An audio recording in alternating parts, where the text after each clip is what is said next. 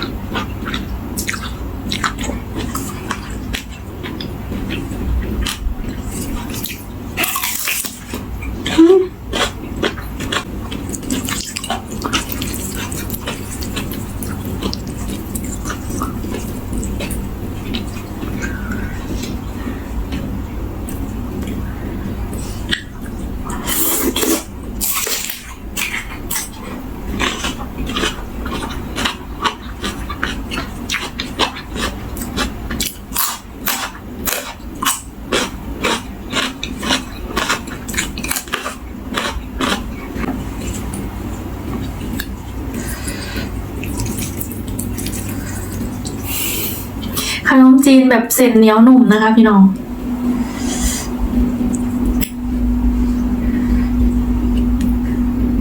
เป็นเศษเป็นขนมจีนเส้นแห้งนะคะ